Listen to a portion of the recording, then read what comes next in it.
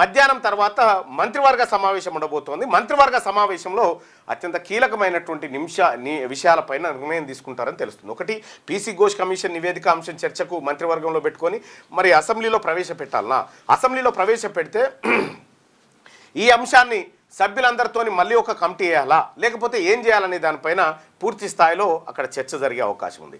రెండో విషయం ఏంటంటే, అసెంబ్లీలో చర్చించిన తర్వాత నిజంగా కేసీఆర్ హరీష్ రావును అరెస్టు చేయాల్సి వస్తే అటువంటి నిర్ణయాలు ఏమైనా తీసుకోవాలనేటువంటి చర్చ కూడా బలంగా విపక్షాల వైపు కూడా జరుగుతూ ఉంది.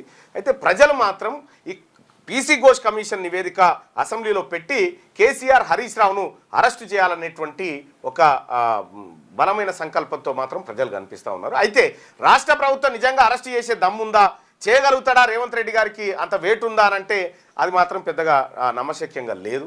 మరి ఆయన చేయగలుగుతాడా, లేకపోతే కాంప్రమైజ్ పాలిటిక్స్ ఉంటాయా? రాజకీయాల్లో ఒకరినో అరెస్ట్ చేసుకొని జైల్లో పెట్టుకునేంత సీన్ ఉండదు. ఏమున్నా కూడా అది ఏపీలో ఉంటుందేమో కానీ ఇక్కడ తక్కువ.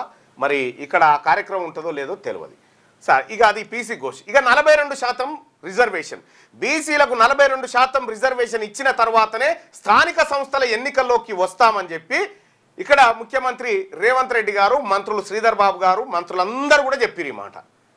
మీరు ఆ మాట కట్టుబడి ఉండండి. ఇలా మంత్రివర్గంలో ఆ చర్చ పెట్టుకోండి. 42% రిజర్వేషన్ బీసీలకు రావాల్సిందే. అలాగే ముగ్గురు పిల్లల నిబంధన ఏదైతే ఉందో, ఈ ముగ్గురు పిల్లలు ఇద్దరు పిల్లలు ఉంటేనే ఎన్నికల్లో పోటీ చేయాలి, ఆ తర్వాత ఎక్కువ ఉంటే పోటీ చేయకూడదు అనేటువంటి అనర్హత నిబంధనలు ఏవైతే ఉన్నాయో వాటిని సవరించాలి. ముగ్గురు పిల్లలున్నా నలుగురు పిల్లలున్నా ఈ ఎన్నికల్లో పోటీ చేసే అవకాశం రాష్ట్ర ప్రభుత్వం కల్పించాలి.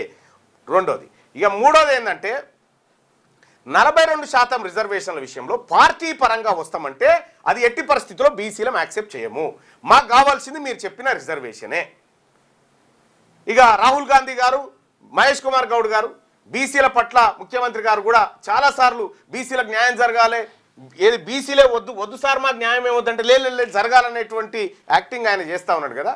ఇప్పుడు ఒకటి 2 ఎమ్మెల్సీ స్థానాలు ఖాళీ అయినాయి. 2 ఎమ్మెల్సీ స్థానాలు ఖాళీ అయినాయి. ఒకటి కోదండరామ్ని తొలగించారు, ఒకటి అమీర్ అలీ ఖాన్ని తొలగించారు.